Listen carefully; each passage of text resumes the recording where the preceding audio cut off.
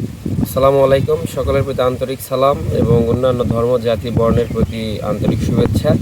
আজকের আলোচ্য বিষয় হচ্ছে আনসার আনসার বাহিনী। আগে আনসার বাহিনী সম্পর্কে আপনাদের একটা হালকা একটা ধারণা দেওয়ার চেষ্টা করব। বাংলাদেশের আনসার বাহিনীটা হচ্ছে একটা আধা সামরিক বাহিনী, যাদের কাজ হচ্ছে অভ্যন্তরীণ শান্তি শৃঙ্খলা বজায় রাখা, বিভিন্ন গুরুত্বপূর্ণ ব্যক্তি বা প্রতিষ্ঠান নিরাপত্তা নিশ্চিত করা, মোবাইল কোড নিশ্চিত করা এবং দেশের অল ওভার আর্থসামাজিক পরিস্থিতি নিয়ন্ত্রণ করা বা দেখভাল করা।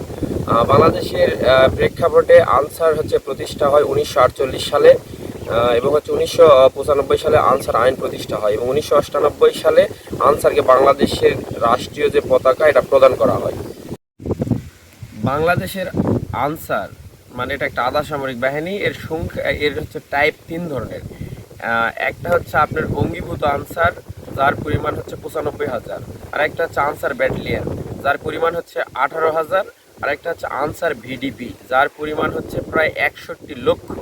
তো যাই হোক, এদের কাজকর্ম সম্পর্কে আমি প্রথমে অবহিত করছি। এরা দেশের বিভিন্ন অভ্যন্তরীণ নিরাপত্তা, মোবাইল কোড পরিচালনা করা, বিভিন্ন ভিআইপি সিআইপি এবং বিভিন্ন আপনার দেশের রাষ্ট্রীয় গুরুত্বপূর্ণ স্থাপনা, আর্থসামাজিক অবস্থা নিরাপত্তা নিশ্চিত করা। এদের নিয়োগের সিস্টেমটা বিশেষ করে গতকাল যারা সচিবালয় ঘেরাও করে তাদের চাকরিকে জাতীয়করণ করার জন্য তারা যে অপচেষ্টা চালাচ্ছে তাদের সম্পর্কে আমি আপনাদের বিশেষ করে ধারণা দিব। আনসার ভিডিপি মূলত আপনার বিভিন্ন ধর্মীয় অনুষ্ঠানে তারা নিরাপত্তা নিশ্চিত করে। বিশেষ করে আমরা সবসময় যাদের দেখি আমাদের হিন্দু, বৌদ্ধ, খ্রিস্টান, যাদের ধর্মীয় বা আমাদের ঈদের সময় ঈদগাহ মাঠের নিরাপত্তা, এই বিষয়গুলোতে ধর্মীয় কাজে নিরাপত্তা নিশ্চিত করে।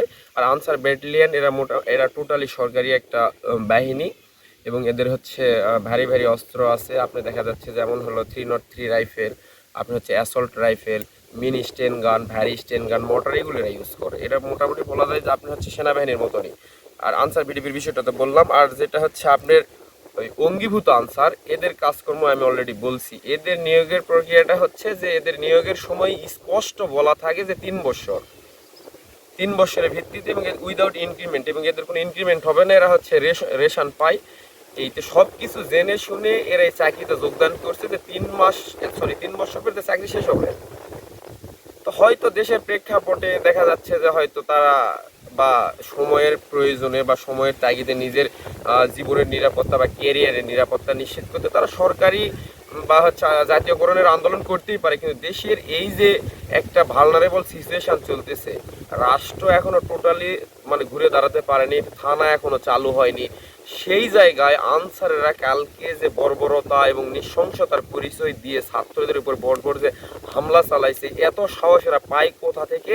আমি একজন ছাত্র হিসাবে জাস্ট অবাক হয়ে গেছি। এদের এই সাহস কিভাবে এরা পায় যে ছাত্রদের ডিরেক্ট টর্চার করে? তারা একটা আন্দোলন করতেই পারে। আচ্ছা, এরা চাকরির জন্য যখন আন্দোলন করতেছে যে তাদের চাকরি জাতীয়করণ চায়, তো সেই জায়গায় দেখা যাচ্ছে যে গত 2 তারিখ থেকে যে আন্দোলন করতেছিলাম, তখন তারা তো পুলিশের সাথে বা আদার্স বাহিনীগুলোর সাথে কম্পাইল করে তারা আমাদের আর যাই হোক করার চেষ্টা করছে, আমাদের থামানোর চেষ্টা করছে কোটা আন্দোলনকে। পরে 1 দফা, 9 দফা, 8 দফা সবগুলোতেই তারা আমাদের বিপক্ষে ছিল। কই, তারা তো কোটা আন্দোলনে আসেনি, এসে তো বলেনি যে ভাই আমাদেরও চাকরি ওয়ান টাইমে আমি আপনাদের সাথে কোটা আন্দোলনে যোগদান করলাম, আমাদের একটা যৌক্তিক দাবি আছে। তাদের সংখ্যা তো কম না, বাংলাদেশে 95,000 অঙ্গীভূত আনসার। তারা দেশে তো সেই দাবি তখন জানাতে পারতো। তারা তো তখন মুখ খুলেনি, বরঞ্চ আমাদের কারো দমন পীড়ন করছে। যে সে আনসার কিভাবে সাহস পায় যে আমাদের এই দেশ যখন দেখা যাচ্ছে একটা ভালো সিচুয়েশন বা সরকার ব্যবস্থা পরিবর্তন হওয়ার পর, বিগত শেখ হাসিনা সরকার তারা দালালি করে চলুক, সমস্যা নেই।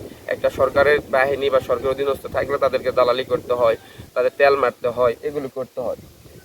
কিন্তু তারা এই সাহস কোথা থেকে পায়? সরকার পরিবর্তন হওয়ার পর যেই পরিবর্তন ছাত্রদের হাত ধরে, সাধারণ মেহনতি মানুষের হাত ধরে আসছে, সেই সিচুয়েশনকে তারা কাজে লাগায় কিভাবে তারা এই দাবি করুক, সমস্যা নেই। সেটা তো একটা শান্তির একটা দাবি বা সমাবেশ আছে। তারা ডিরেক্ট ছাত্রদের উপর ডিরেক্ট টর্চার করলো, সচিবালয় ঘেরাও করলো। সচিবালয় কি ওটা কি কোনো গণশৌচাগার নাকি যে যার মন চাইলে 5 টাকা যায় প্রসাব পায়খানা করে আসলো? সচিবালয় বাংলাদেশের মধ্যে বা প্রত্যেকটা দেশের একটা সর্বোচ্চ একটা রাষ্ট্রীয় গুরুত্বপূর্ণ একটা স্থাপনা বা একটা জায়গা। মন্ত্রণালয়, সচিবালয়, আপনার সংসদ ভবন, গণভবন, এগুলো কি ওই আনসারদের মতো লোকজন যায় ওখানে ঘেরাও করবে? আর ছাত্রদের সমন্বয়ক দুজনকে সার্জিস আলম ভাই এবং হচ্ছে হাসনাত ভাইকে তারা অবরুদ্ধ করছে, বিভিন্ন ছাত্রদের টর্চারিং করছে। এই সাহস কোথায় পায়? আমি দেশের জনগণের প্রতি উদারত আহ্বান জানাবো, এই আনসার নামে এই হচ্ছে সন্ত্রাসীদের কালো হাত ভেঙে দিয়ে এদের চূড়ান্তভাবে এদের মানে পতন করতে হবে। আনসারের আহামরি কোনো গুরুত্বপূর্ণ কোনো কাজ নেই। আনসার প্রয়োজনে টোটালি বিলুপ্ত করে সেনাবাহিনীর সংখ্যা বাড়াতে হবে, পুলিশের সংখ্যা বাড়াতে হবে, বিজিবির সংখ্যা বাড়াতে হবে। যখন কোনো একটা সিচুয়েশান আসবে তখন তারা দেয় ব্যাকিং করবে। আনসার তো প্রয়োজন নাই। এরা তো কালকে যে সিচুয়েশান বা যে কালকে যে একটা খারাপ পরিস্থিতি তৈরি করছে বা ষড়যন্ত্র করছে, এটা নিয়ে তো আমি মনে করি যে বিশাল একটা হচ্ছে তদন্ত করা উচিত। বিচার বিভাগীয় তদন্ত করা উচিত যে এদের পিছনে কে আছে, এদের কে ব্যাকিং করতেছে। কারণ হঠাৎ করে যেই জায়গায় সরকার টোটালি বাংলাদেশে যে কয়েকটা বাহিনী আছে 1 দফা 9 দফা বা হচ্ছে কোটা আন্দোলনের সময় আমাদের দমিয়ে রাখতে পারেনি, হঠাৎ করে সব কিছু জেনে শুনে আনসার কেন ছাত্রের উপর টর্চারিং করলো? তার মানে আনসারের অবশ্যই লং টার্ম একটা মিশন ছিল। এদের খুবই কঠোরভাবে দমন করতে হবে, ছেড়ে দেওয়া যাবে না। ইসলামে, আমাদের ইসলাম ধর্মে বা প্রত্যেকটা ধর্মে ক্ষমাকে মহৎ গুণ বলা হয়, যে ক্ষমার নজির আছে। আমাদের হচ্ছে বঙ্গবন্ধু উনিও হচ্ছে রাষ্ট্রীয়ভাবে 1971 সালের পর হচ্ছে ক্ষমা করে দিয়েছিল সবাইকে। ক্ষমাকে দেওয়ার তার পরিণতি কী হয়েছিল? তার সপরিবারে কিন্তু তার হত্যার শিকার হতে হয়েছিল। সবজনকে ক্ষমা করে দিতে নেই। আনসাররা কালকে যে কাহিনী করছে, আমি মনে করি চুল পরিমাণ এদের ছাড় দেওয়ার কোনো সুযোগ নেই, এদের ক্ষমা করার মানে কোনো সুযোগ নেই। এদের বিরুদ্ধে চার্জ গঠন করে এদের হচ্ছে যা আইনানুগ যে ব্যবস্থা আছে বাংলাদেশের বর্তমান আইনের প্রেক্ষাপটে যা শাস্তি তাদের নিশ্চিত করতে হবে, আনসার বাহিনী বিলুপ্ত করতে হবে। এবং যদিও রাখা যায়, তাদের যদি কোনো সুযোগ সুবিধা দেওয়া যায়, রাষ্ট্র সেটা ভেবে দেখবে। নতুন সরকার আসছেনি তো সব কিছু ভালো করার চেষ্টা করতেছে। ওভারনাইট, ওভার ডে বা একদিনে তো সব কিছু তো পরিবর্তন হবে না। একটা রাষ্ট্রের ভিতর কী কী আছে আপনারা জানেন? যারা হুদাই যারা বলতেছেন যে সরকার আসলে 1 মাস হলো কী পরিবর্তন করলে এই বন্যা হচ্ছে, এই সিচুয়েশানে এই লুটতারাজ হচ্ছে। ভাই, সরকার তো মাত্র একটা পার্সন, তার চেন অফ কমান্ডে সব কিছু চলে। এটা তো আপনাকে বুঝতে হবে। মূর্খের মতো দাবি বা মূর্খের মতো কথাবার্তা, এগুলো তো খুবই অগ্রহণযোগ্য কথাবার্তা, মানে একটু মূর্খের মতো বা অসচেতন চিন্তাভাবনা।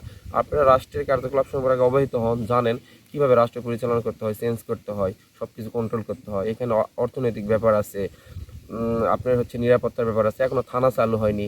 আর যে যা পারিচ্ছে প্রত্যেক দিন শাহবাগ চত্বরকে তো মনে করেন যে যাত্রার মঞ্চ বানায় ফেলছেন আপনারা। প্রত্যেক দিন একটা করে দাবি, এটা কিভাবে সম্ভব ভাই? দাবি করেন দেশের সিচুয়েশনটা একটু স্টেবল হোক, তখন সবাই দাবি করেন। এইভাবে প্রত্যেক দিন একজন দাবি করেন। আমরা ছাত্ররা কি আমাদের কি আপনাদের বাড়ির চাকর মনে হয় নাকি যে প্রত্যেক দিন আপনারা একজন করে আন্দোলন করবেন? আইন শৃঙ্খলা রক্ষাকারী বাহিনী আমাদের ফোন দিবা, আমরা দায় হচ্ছে লাঠি ঠ্যাঙ্গালে আপনাদের মানে করবো, আপনাদের হচ্ছে থামাবো।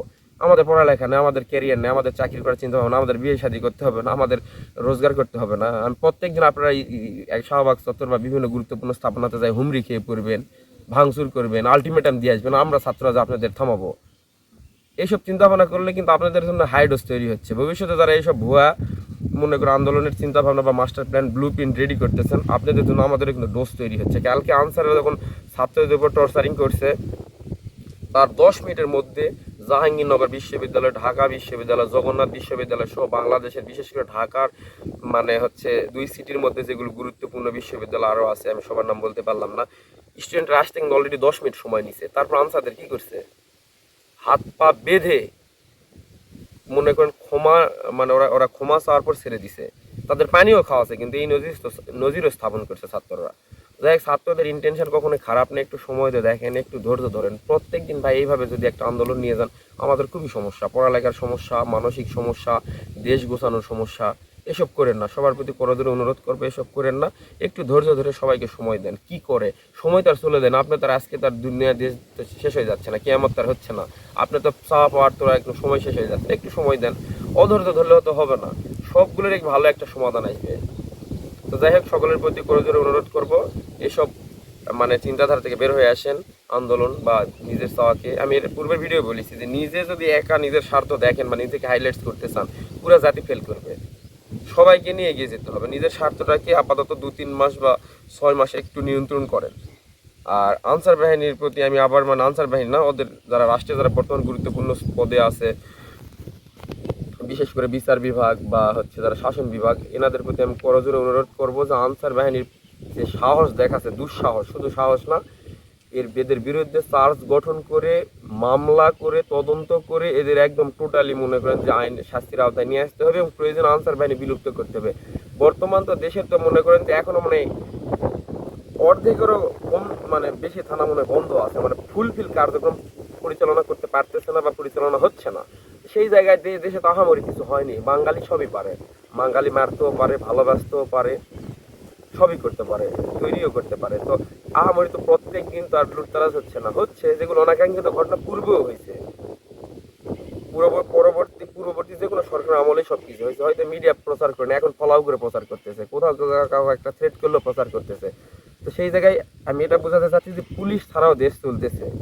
এই আনসার না থাকলে কি সমস্যা, এই অঙ্গীভূত আনসার না থাকলে কি সমস্যা, এদের বাদ দেন, এটা তো অঙ্গীভূত আনসার। আর যে দুইটা আনসার আছে, আনসার ব্যাটালিয়ান আর আনসার ভিডিবি, এরা তো কোনো সমস্যা তৈরি করেন, এদের রেখে দেন।